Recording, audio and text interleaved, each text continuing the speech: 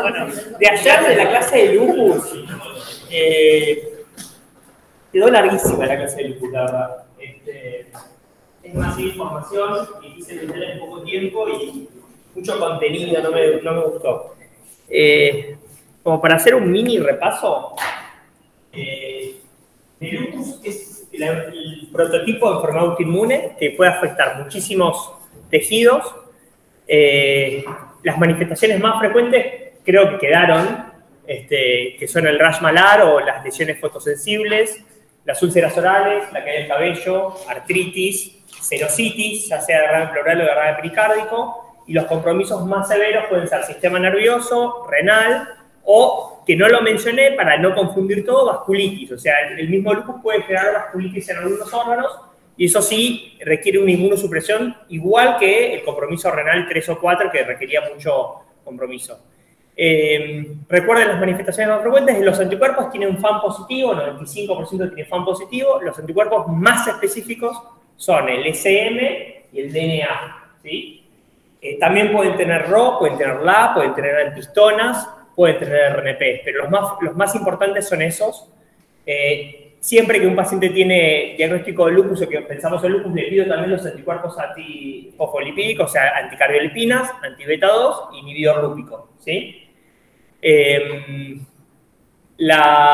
Eso del diagnóstico, con respecto al tratamiento, todos los pacientes van a recibir ¿qué medicamento? Hidroxicloroquina, toda la vida, ¿sí? Y de acuerdo a las manifestaciones clínicas, voy a indicar mayor o menor dosis de corticoides e inmunosupresores. Si tienen o vasculitis, o sistema nervioso central, o renal, ciclofosfamida es la medicación más importante, ¿sí? O micofenolato. Y si tienen un compromiso moderado, corticoides, y acetoprina o metotrexato es lo que más se usa. ¿Está bien? No, las pacientes están en un episodio agudo, o sea, está brotado el paciente, complemento C1, C3 y DNA. Eso. Y después, en procesos de actividad, el laboratorio inmunológico, ¿qué puede cambiar? Hay dos anticuerpos que pueden cambiar de acuerdo a la actividad de la enfermedad. ¿Cuáles son?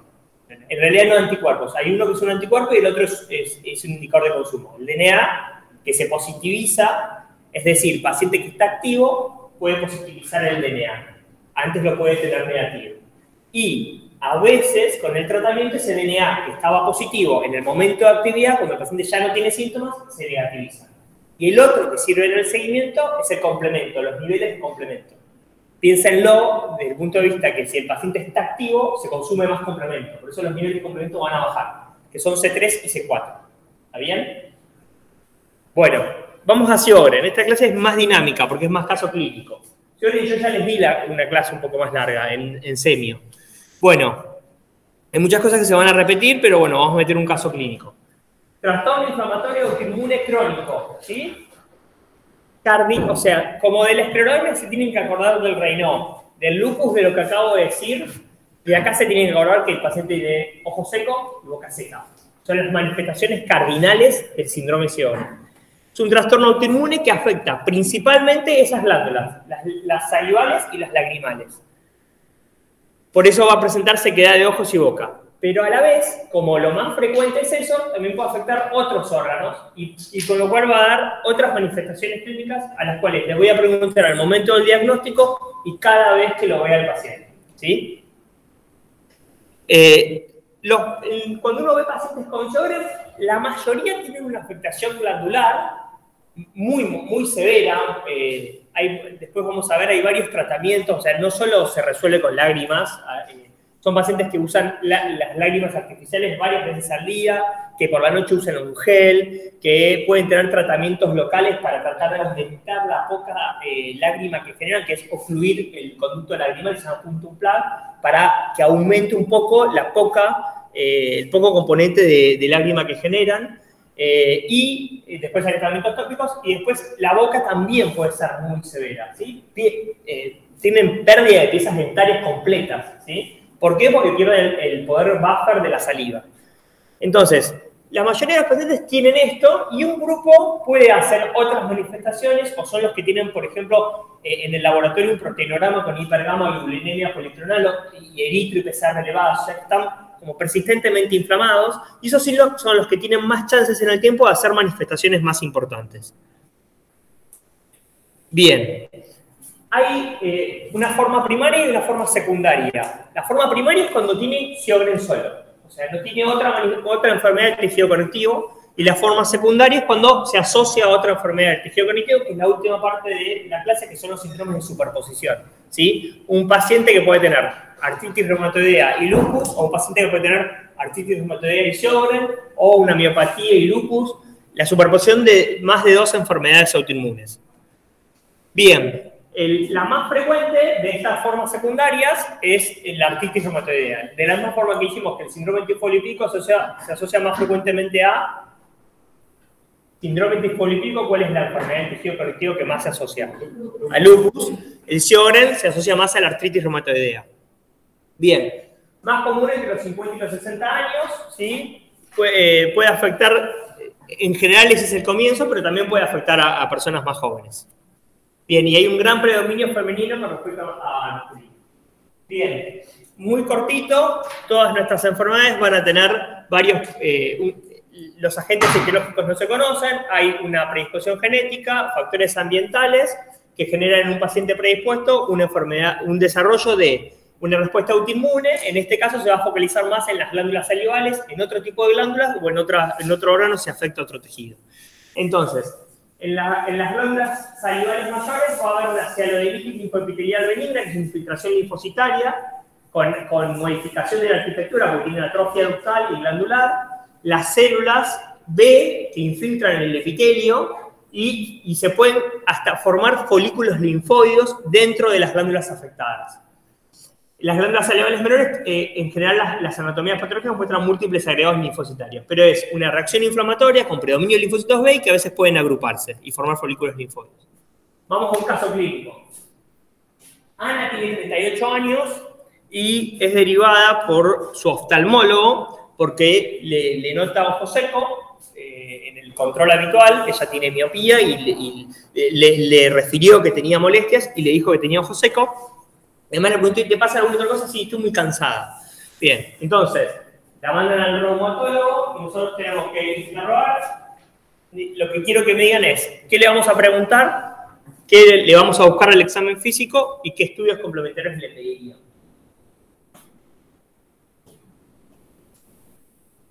¿Se van a quedar callados? Vamos mal. ¿Desde cuándo tiene el ojo seco? Sí, se la ve un segundo. Esto me lo pongo más a los que están por internet. Voy a anotar algo en el pizarrón, pero es para una guía propia para no olvidarme lo que dicen. Bueno, ¿desde cuándo? Perfecto. El tiempo, ¿qué más? Bien, interrogar cansancio, ¿qué más? Parece que en la boca.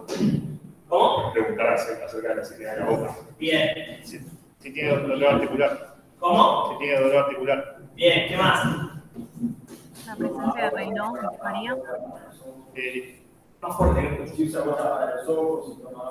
Bien, en los ojos. Bien, ¿qué más? Ahí es que en la computadora si tiene Raynaud. Bien. Tiene Raynaud, perfecto. Perdón, ¿pero no podríamos preguntar por un hipotiroidismo diagnosticado o antecedentes familiares? Perdón, de vuelta, discúlpame. No hay problema. Que si no podíamos preguntar o digamos, pesquisar sobre un hipotiroidismo, si hay antecedentes familiares y demás.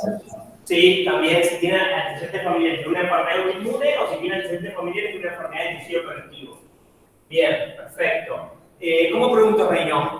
¿Alguien dijo Raynaud? De cambio con las manos. Bien. Yo le preguntaría los cambios, si tiene cambios en la coloración de los dedos ante temperaturas extremas.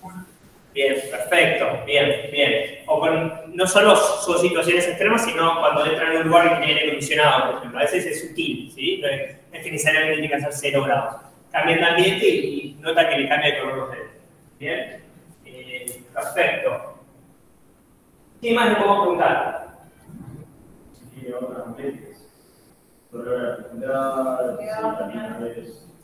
¿Cómo? Perfecto, ¿qué más? Dispareunia. Bien, perfecto, que va en ese sentido, muy bien. Bien, también, sí, Sí, no es lo más común que se puede pasar. Entonces, perfecto. Más que abarcaron bastante las cosas. ¿Qué otra cosa nos falta de las glándulas? Que no preguntaron. Pensando en las glándulas salivales. Bien, sí. Bien, ¿qué más? Bien, bien. ¿Qué más? ¿Qué pueden Pero tener? no se escucha lo que dicen los compañeros. Bueno, estoy preguntando. Veo ahí, no me están ahí. Difícil. No, ellos dijeron si tiene caries, si tuvo caries, si le cuesta masticar los alimentos, tragar los alimentos. Si tiene fisuras o úlceras en la boca, bien, está bien. ¿Qué otra cosa? Que a veces puede ser en los pacientes que tienen Sjögren de mucho tiempo, que uno los vea cuando los ve. Sí, o algo más evidente, porque la sainomelia es difícil encontrarle parótida, paratidomegalia, ¿sí? Que tengan el aumento del tamaño de las parótidas, que eso es más evidente, ¿sí? Perfecto. Y eso habla de sequedad persistente. Entonces, sí. Perfecto. Sí, lo de la... Bien.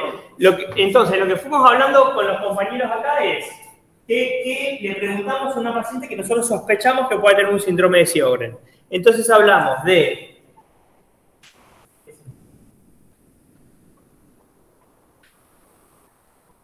Perdón. Entonces estábamos preguntando cómo preguntar los ojos, cómo preguntar el ojo seco, ¿sí? Que lo preguntaron bien. Hay típicas preguntitas que se hacen, que aparecen en todos los libros. Bien. Bien, arenilla. Bien. ¿Se usa muy seguido qué? Lágrimas esenciales, perfecto. Bien, siempre generalmente esto estamos hablando de un uso crónico, ¿sí? Y después vamos a ver que es muy frecuente el ojo seco y es poco frecuente el Sjögren, ¿sí? Hay otras causas del ojo seco. Perfecto.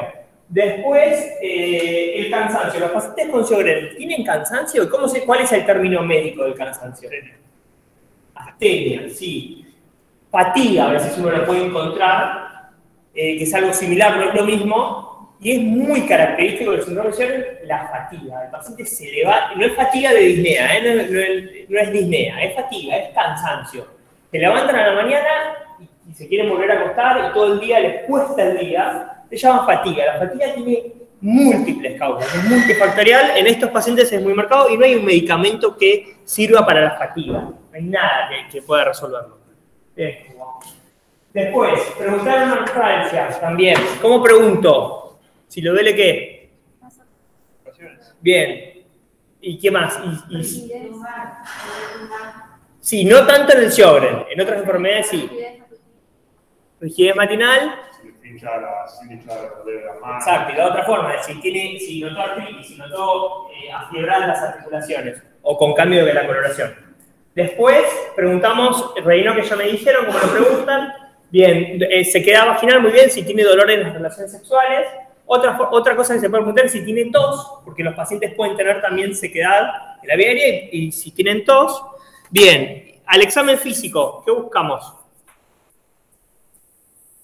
Dirigido, ¿no? No le vamos a tomar la presión y todo eso está bien, pero dirigido en Sjögren, ¿qué le buscan? La hipertrofia parotidia. Bien, hipertrofia parotidia, ¿qué más? Bien, lengua hiperlobulada, leyó la clase antes.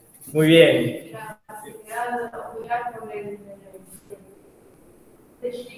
Claro, eso es un estudio complementario, no lo vamos a hacer nosotros. No, lo hacen los oftalmólogos en el consultorio. Nosotros no lo hacemos, no estamos entrenados para hacerlo. A veces puede tener, no esperen que el Sjögren venga con los ojos rojos, no es así. En general, el ojo seco lo refiere y después uno le hace los test objetivos, pero no es que va a venir con el ojo colorado. Generalmente el 99% no viene así. Bien, le puedo buscar el examen físico si tiene artritis, si tiene algún signo de Raynaud, que es una posibilidad que puedan tener Raynaud, no es lo más frecuente, pero si tiene algún pitting scar o algo de Raynaud, de que haya tenido lesiones en la punta de los dedos. Muy bien, la paratidomegalia. Y en los Sjögren que tienen evolución, ¿qué tengo que estar atento? Bien, pulmón muy bien, o sea, después vamos a ver las manifestaciones en otros órganos, o sea, encontrar que no tenga rales velcro y el examen físico buscando la posibilidad de que un paciente desarrolle un linfoma, ¿sí? Palpar los accesibles y de acuerdo al interrogatorio mandar o no a hacer estudios complementarios. Bien, pero estamos en Ana, que tiene ojo seco y cansancio. En el interrogatorio ya me dijeron, estas son las preguntas que hacemos que me las contestaron, que es si has tenido ojos secos diarios, persistentes, problemáticos durante más de 3 meses, si tiene una sensación recurrente de arena o si usa sustitutos lacrimales más de 3 veces al día. Ya lo dijimos todo. De boca seca, si tiene una sensación de sequedad en la boca durante más de 3 meses, si tiene que levantarse por la noche para beber, si tiene que en el alimento continuamente usar líquidos para poder tragar los alimentos, ¿sí? O si ha tenido las glándulas salivales inflamadas de forma recurrente o persistente, que es lo que hablamos de la paratidomegalia, o sea, de las glándulas salivales más accesibles o que puedan referir síntomas, generalmente son las parótidas, ¿sí? Que no es donde uno biopsia si tiene que biopsiar, que es que biopsiamos una glándula salival menor. Bien. Una pregunta muy sencilla que hacemos siempre en el consultorio, que nos ayuda mucho, es si puede tragar una galletita sin necesidad de tomar líquido. ¿Sí? Que en general una galletita puede, 3 es dificilísimo, pero una sola sí. Entonces, eso es, si no puede, nos va orientando un poquito más. La piel, si tiene piel seca, la tos la dijimos y la vaginal la dijimos. Bien. Manifestaciones extraglandulares. Ya hablamos de artritis generalmente de pequeñas articulaciones, ¿sí? Raynaud ya lo dijimos. Puede tener, también puede afectar a otros órganos como tener vasculitis. La vasculitis a veces se puede asociar a crioglobulina, ¿sí? Que no es lo mismo que crioglobulinemia, que es otra enfermedad, pero la presencia en estos pacientes pueden en el tiempo desarrollar crioglobulinas y hacer una vasculitis por crioglobulinas. Compromiso pulmonar intersticial, como dijeron. El compromiso pulmonar intersticial, igual ya tuvieron neumo, ya saben cómo diagnosticar una enfermedad intersticial. Renal es menos frecuente, puede comprometer el riñón. Y sistema nervioso periférico, por ahí es importante mencionarlo, la neuropatía periférica, también preguntarle el examen físico o buscarla. Preguntarle al interrogatorio o buscarle el examen físico. Bien, examen físico, ¿sí? Se pierde el componente acuoso de la lágrima, con lo cual pueden tener irritación. Esto les dije que no es lo más frecuente de ver, ¿sí? Y tienen esa sensación de hernillo cuerpo extraño. Boca seca. Como se pierde la saliva y la saliva es un buffer, va a tener varias consecuencias. Las caries, la pérdida de piezas dentarias y en la lengua, vamos a ver lo que vemos acá, que es esta lengua lobulada, ¿sí? Está como, entre comillas, partida o quebrada, es una lengua lobulada. También pueden tener candidiasis y a veces una de las formas de que llegan es porque el odontólogo le detectó muchas caries o por candidiasis oral, que no es algo tan frecuente. Bien. Esto ya lo dijimos todo. Bien. Una de las formas que siempre digo, si tienen tiempo de hacerlo en el consultorio, es muy sencillo, que es si acumulan saliva por debajo de la lengua, ¿sí? Que ya seguramente se los expliqué en semio. Por debajo de la lengua, o sea, que la lengua toque el paladar, secan por debajo de la lengua y esperan un tiempo y ven si se genera un lago de saliva o no. Los pacientes con Sjögren pueden estar un rato largo y generan muy poca saliva y si ustedes lo hacen mirándose al espejo van a ver que rápidamente se empieza a llenar de saliva. Eso es algo que se puede hacer. Bien, y el aumento de las glándulas salivales. Generalmente es firme, generalmente no duele y generalmente es bilateral, ¿sí? Y si es unilateral y es duro, si cambió las características, uno tiene que pensar si el paciente no está desarrollando un linfoma. Todo esto lo fueron diciendo. Bueno, entonces Ana, volvemos a Ana, refiere al interrogatorio ojo seco, ¿sí? Nos contestó positivas las preguntas que le hicimos. Tiene boca seca, ¿sí? Y ha perdido varios dientes, no le encuentran paratidomegalia y este cansancio nosotros lo transformamos en fatiga, ¿sí? ¿Qué le pedimos a Ana para arribar al diagnóstico? Nosotros tenemos una sospecha de que puede ser Sjögren. ¿Qué le pedimos? ¿Qué estudios complementarios le pedimos? ¿El laboratorio? Un laboratorio general por un lado y observador. Bien, un laboratorio general, otro que se llama laboratorio específico. Ahora desarrollamos esto. ¿Qué otra cosa? Eso, laboratorio general. Ahora desarrollamos esto, pero ¿qué otra cosa? ¿Qué otro ítem? Pero para el diagnóstico se necesitan 2 de 3 criterios. Uno sería el laboratorio, otra la grasa de multipliceca. Ay, no digas criterios. Los criterios de clasificación, como digo siempre, sirven, pero no necesito tener todos los puntitos. Está muy bien porque en los criterios aparece lo que le tengo que pedir. El paciente dice que tiene ojo seco. Claro, tengo que tratar de objetivar ese ojo seco, porque muchos pacientes van a referir ojo seco, pero no van a tener un ojo seco de una magnitud suficiente para que me venga alterado el test de ojo seco. Entonces, siempre hay que pedir los test de ojo seco, ¿sí? Es una forma sencilla, barata, que las hace cualquier oftalmólogo, ¿sí? Entonces, pruebas de ojo seco. Eso es lo primero que tengo que pedir. Bien. ¿Las conocen? Ya el año pasado las hablamos. Igual no se tienen que acordar la clase del año pasado, pero... Y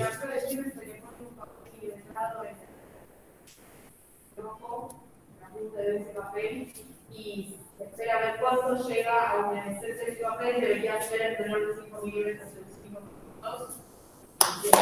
Perfecto. Es eso. Le pongo los papelitos y en más o menos en 5 minutos tiene que llegar la cantidad de lágrima que genere con esto se va midiendo y tiene que llegar más de 5 milímetros. Eso es la prueba de Schimmer. Bien, ¿se acuerdan de alguna otra prueba? Bien. Schimmer objetiva claramente la poca generación de lágrima y los otros test objetivan el daño asociado a la ausencia de la lágrima, ¿sí? Que son tinciones, ¿sí? Que tienen daños de células epiteliales conjuntivales y corneales y el break-up time que mide la estabilidad de la glándula. Estamos midiendo siempre lo mismo, o sea, es una forma indirecta de medir que tiene poca lágrima, ¿sí? Entonces lo que uno hace es que en la orden médica le dice que vaya a un oftalmólogo y le pide 3 de Schimmer, break-up time, rosa de bengala o fluoresceína. No tienen que saber específicamente el colorante, sino para que vean cómo se hace. Rosa de bengala o fluoresceína, que es de acuerdo a qué tinción tienen. Y el oftalmólogo me va a devolver una notita y va a decir Schimmer 2 milímetros, break-up time tanto en cada ojo, o sea, cuánto dura la estabilidad de la lágrima en cada ojo.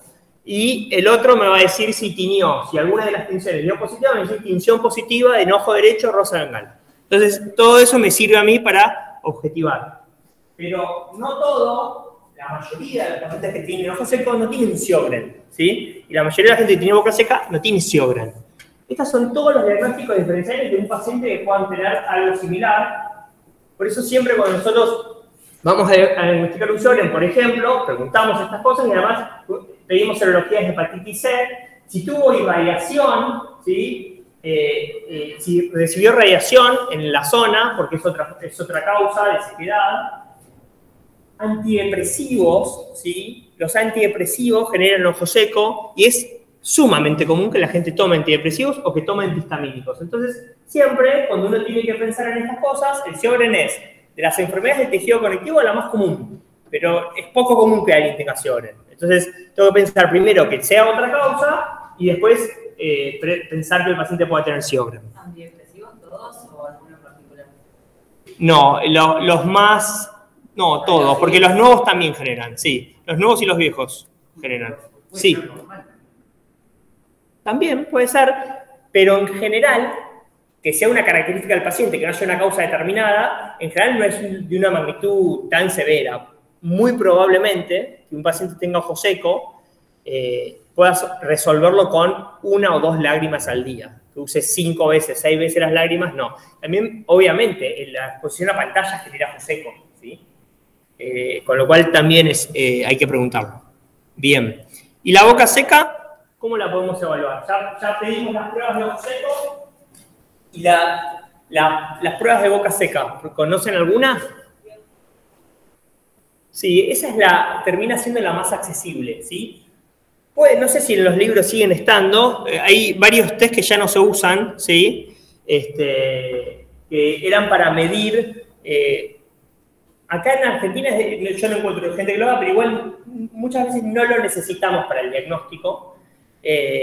Pero se mojaban, se agarraban esponjas, se les ponían en la boca de los pacientes durante un determinado tiempo, se pesaba la esponja antes, para que tengan una idea, se pesaba la esponja antes y se pesaba después. Entonces ahí se veía si el paciente generaba saliva indirectamente por el peso de la esponja.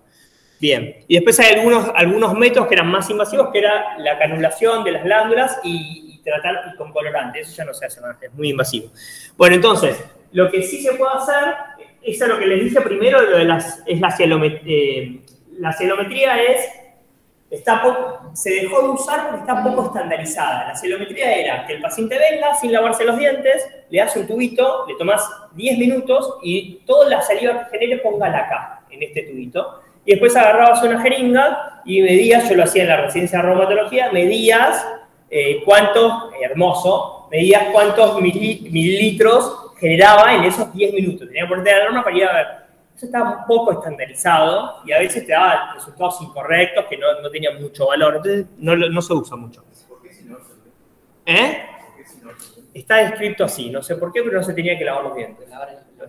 Puede ser porque estimula la salivación. Por ahí estimula la pasta, estimula la secreción salival.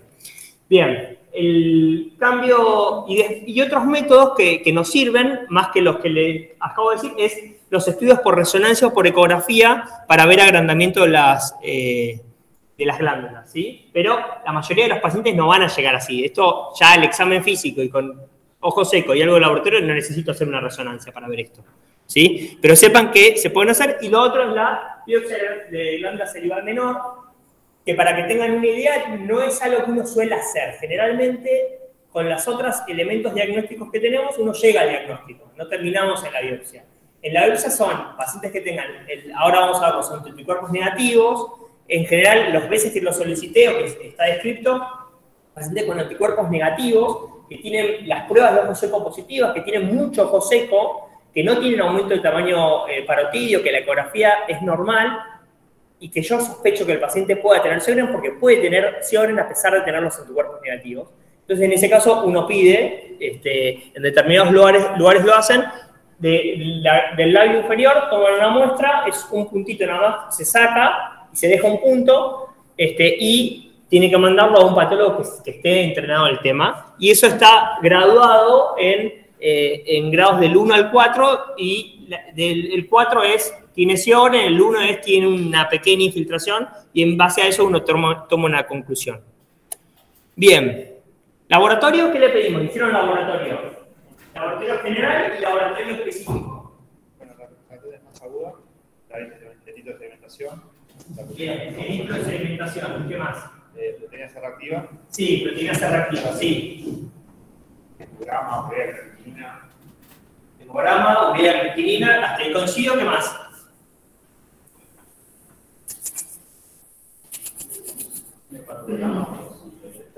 Bueno, tiroides.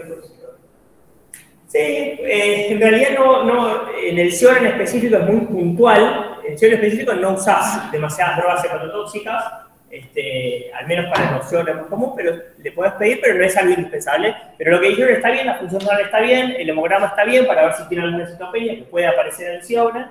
Sedimento urinario, estamos en el general. Sedimento urinario, dije ahí que pueden tener nefritis, es menos frecuente, ¿sí? Muy bien.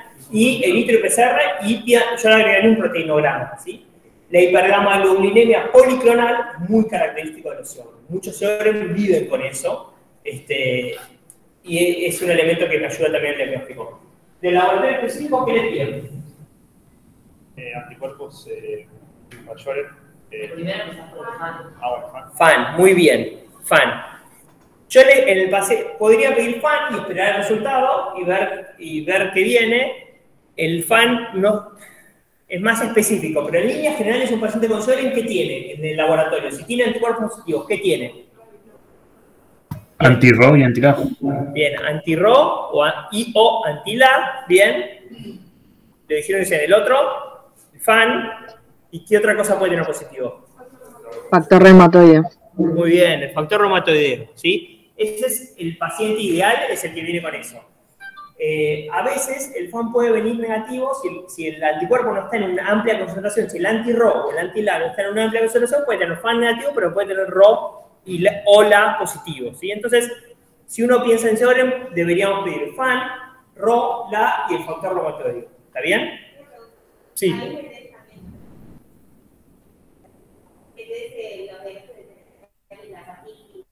Exacto, muy bien, lo que dije antes. Hepatitis C y HIV, ¿sí? Que son diagnósticos diferenciales, ¿sí? Y el resto lo saqué por interrogatorio, ¿sí? O por el examen físico. Bien. Perfecto, entonces, RO y LA, FAN y factor reumatoideo. Me van a apoyar el diagnóstico si tienen, por ejemplo, un anti-RO positivo con o sin un anti-LA, o un FAN un 320 con un factor reumatoideo positivo. Porque puede tener cualquiera de las combinaciones, puede tener solo FAN positivo, ¿sí? Un FAN positivo en un paciente con ojo seco y boca seca que me viene con los test positivos, ya uno puede hacer el diagnóstico de Sjögren, ¿sí? Bien, y en el laboratorio general que ya le hicieron hemograma para ver si tiene leucopenia con citopenia anemia, un proteinograma, un eritro, un sedimento de orina, hepatitis C y HIV. ¿Está bien? Dijimos todo. Bien, entonces Ana viene con un test de Schirmer de ambos ojos de 3 milímetros, tiene un FAN, un 320 moteado y un anti-RO positivo. ¿Tiene Sjögren? Sí. Tiene Sjögren, ¿sí? Schirmer menor a 5, tiene test de ojo seco positivo, tiene FAN, dice fácil. FAN 1 en 320 moteado y tiene un RO, tiene un Sjögren, ¿sí? Los criterios de clasificación sirven para incluir pacientes en trabajo de investigación, no sirven para diagnosticar pacientes, pero este paciente en particular los cumpliría, ¿sí? Tiene el RO positivo y tiene un test de tensión ocular alterado, tiene 4 puntos. Para esto clasificaría, con lo cual si lo quiero publicar, puedo decir que tengo un paciente con Sjögren y lo juntaré con todos mis 10 pacientes de Sjögren. Bien. Bueno, ¿qué le damos a Ana? Uso de caramelos para estimular la salivación. Bien, ¿con azúcar o sin azúcar? Sin azúcar. Sin azúcar, porque van a tener caries, entonces lo voy a ver. ¿Qué más? Caramelos comunes sin azúcar, pero no que los use todo el tiempo, ¿sí? ¿Viste? Se venden caramelos light sin azúcar, no tienen que ser una composición en particular.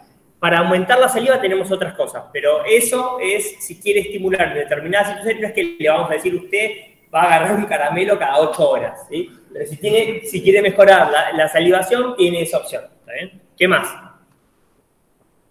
Bien, lágrimas artificiales, muy bien. Hay saliva artificial también, sí, hay saliva artificial, es cara, pero hay. ¿Qué más?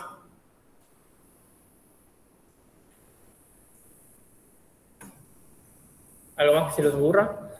Bien, entonces, hay que educar al paciente, evitar la medicación que puede empeorarla, ¿sí? Revisar los medicamentos que toma y ver si alguno está asociado a ojo seco, si hay posibilidad de cambiarlo o buscar otra presentación. Evitar ambientes secos, ¿sí?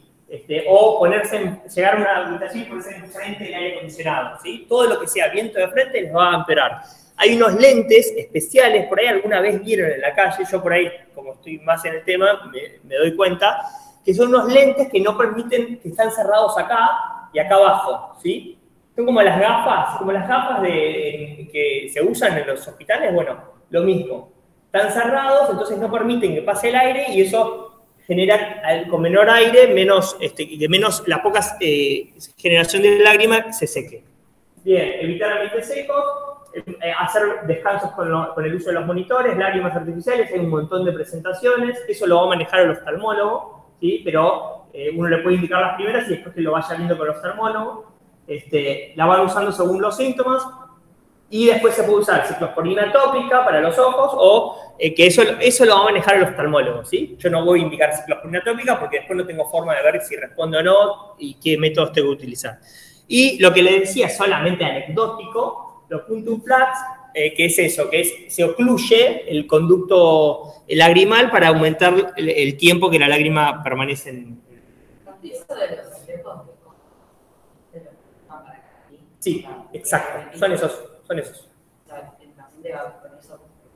Lo puede usar por determinados periodos o cuando sale a la calle. No son insisto, son parecidos a los que vos tenés, pero en realidad se cierran acá.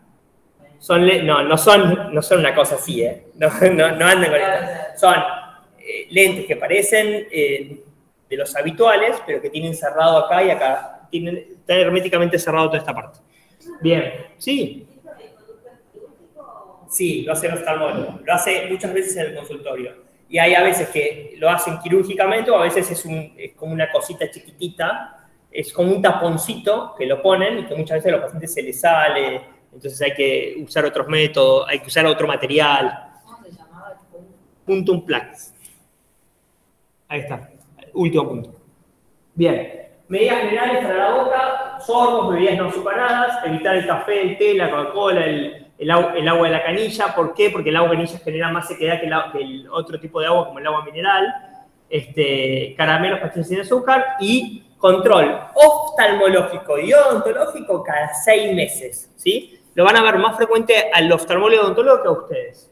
Bien, saliva artificial, que son como spray o ungüentos que se ponen, y la pilocarpina, no lo tienen que saber para nada, es un estimulador de la secreción. Lo que pasa es que muchas veces no responde el paciente o se cansa o si tiene antecedentes cardiovasculares no lo puede recibir, si tiene antecedentes de arritmias no lo puede recibir. Entonces, no es algo que se use tanto. Bien. ¿Cada cuánto la citamos a Ana? Y hay algo en especial que hay que prestar la atención en el seguimiento. Cambios en la parótida, perfecto, por la ocurrencia de linfoma, perfecto. Bien. Bien, linfoma es una de las complicaciones más serias, 5 al 10% de los pacientes, pero fíjense, el riesgo es 5 a 9 veces comparado con la población sana de la misma edad, ¿sí? O sea, tienen un gran riesgo con respecto a la población general de hacer linfoma. Puede ser en glándulas exócrinas, en nódulos linfóides o en la mucosa. Bien. Los hallazgos subjetivos, la tumoración unilateral que cambia las características, textura glandular nodular dura, o algunas manifestaciones clínicas se han visto más asociadas a la presencia de linfoma comparado con pacientes sin linfoma. Entonces, cuando estas características clínicas en un paciente con Sjögren aparecen, tengo que estar más atento todavía a buscar el linfoma, ¿sí? Y esas son las que puse ahí. Que tengo una vasculitis cutánea, o sea, una púrpura palpable en miembros inferiores, por ejemplo, el desarrollo de hipocomplementemia o, lógicamente, ¿no? Pérdida de peso, fiebre, síntomas B. Bien. Eso fue Sjögren, ¿sí? Vamos muy bien, 11:50. Bien, 2 palabras de síndromes de superposición es lo mismo que dije en serio. Síndrome de superposición y enfermedad mixta del tejido conectivo, la misma. Es demasiado para ustedes en este momento que sepan esto, ¿sí? Pero está en el programa. No creo que nadie les pregunte esto. Síndrome de superposición tiene más de una enfermedad autoinmune, ¿sí? A ver, nadie ahí se ríen. Pero nadie que busca que sepan contenidos importantes le va a tomar esto. Si están buscando mayor nota, probablemente sí, pero yo no los tomaría. Síndrome de superposición. Un paciente tenga lupus de AR y esclerodermia, que tenga una paciente que tiene estas dos cosas, síndrome de Sjögren R, lupus y Sjögren 3, que tenga Sjögren, esclerosis sistémica, lupus, AR. Cualquiera de esas combinaciones se llama síndrome de superposición. ¿Con qué? Síndrome de superposición, AR, lupus. ¿Sí? O síndrome de superposición, Sjögren, lo que sea. Por fuera está esto, una entidad rara, de la cual muchos desconfiamos de su existencia, que es la enfermedad mixta del tejido conectivo. Lo único importante, no confundan superposición con enfermedad mixta. ¿Está bien? Superposición es esto. Cualquiera de las combinaciones. Mixta es otra entidad, diferente, es otra enfermedad. ¿Y qué es la enfermedad mixta? Un invento, no. Es FAN, títulos altos de anti-RNP, la presencia de artritis no erosiva, fenómeno Raynaud, y estos pacientes pueden desarrollar compromiso pulmonar. La enfermedad mixta se describió hace 30 años más o menos, por alguien que vio que tenía un paciente que tenía anti-RNP en títulos muy altos, ¿sí? O sea, el anticuerpo anti-RNP que se pueden ver en el lupus o en otras enfermedades, lo tenía en concentraciones muy altas y que tenía artritis y fenómeno de Raynaud. Entonces, quería englobarlo dentro de los criterios de clasificación para ponerle un título y no entraba en ninguno de los criterios. No cumplía criterios de clasificación, por eso es algo más de investigación. No cumplía criterios de clasificación de ninguna de las entidades.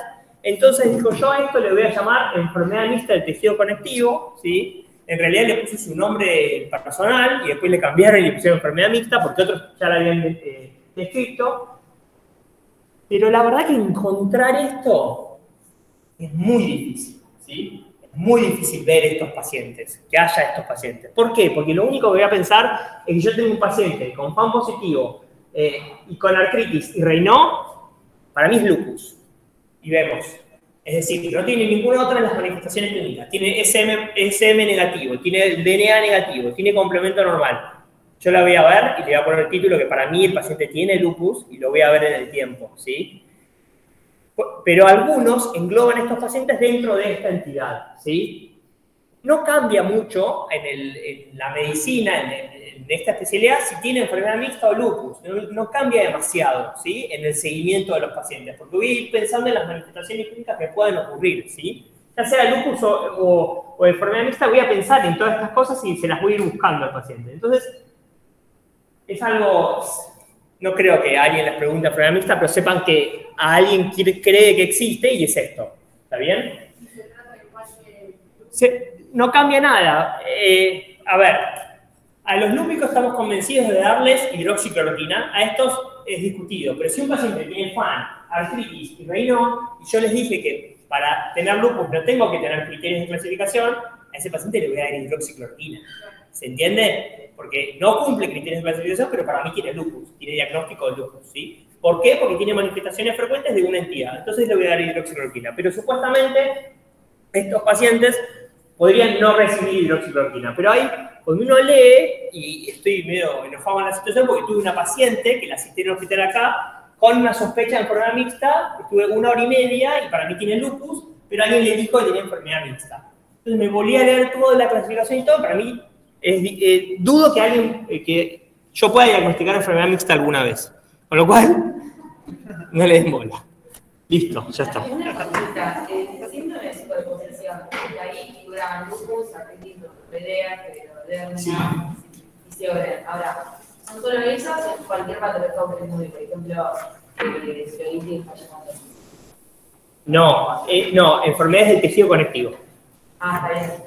Dentro de las enfermedades que estamos dando en este módulo, los síndromes de superposición están... El título es para cuando hay más de una enfermedad del tejido conectivo. Es enfermedad autoinmune, pero del tejido conectivo. ¿Está bien? No cualquier enfermedad autoinmune. ¿Sí? No, de nada. Yo tengo una pregunta del tratamiento del Sjögren. Sí. Es únicamente, digamos, para los síntomas. No va a haber en ningún momento del curso de la enfermedad un tratamiento con corticoides o inmunosupresión. Perfecto. El Sjögren se trata de acuerdo a los síntomas y de acuerdo a las manifestaciones clínicas que van apareciendo, ¿sí? No puse el uso de hidroxicloroquina porque no está avalado el uso de hidroxicloroquina. No sé si en el libro que ustedes leen va a aparecer el uso de hidroxicloroquina, pero no tiene evidencia y hay muchas guías que no recomiendan usar la hidroxicloroquina. Cuando uno diagnostica lupus, hola, tenés lupus, hidroxicloroquina. Cuando uno diagnostica Sjögren, no está indicado sí o sí. Tiene determinadas indicaciones que es muy específico, que cuando tiene artritis o manifestaciones en piel, se la da 6 meses, si no mejora, se la sacas. Pero no quiero que les quede que al Sjögren les doy hidroxicloroquina sí o sí porque tiene Sjögren. No, no es así. ¿Por qué? Porque ni siquiera la hidroxicloroquina le va a mejorar ni la sequedad de ojos ni la sequedad de boca. El tratamiento es local. Como lo voy a seguir viendo en el tiempo y le voy a ir buscando todas las cosas que dijimos, le trataré el Raynaud con vasodilatores si tiene Raynaud, le trataré su enfermedad intersticial como se trata de una enfermedad intersticial, en este caso será corticoides y un inmunosupresor, le trataré si aparece vasculitis en piel con ciclofamida, con corticoides, pero se trata de acuerdo a las manifestaciones. No hay un medicamento que se da sí o sí por tener Sjögren. Gracias, perfecto. No. El Sjögren puedo tener mejoría, pero no hay nada que le devuelva su función glandular. Entonces van a tener estos tratamientos para mejorar los síntomas o paliativos,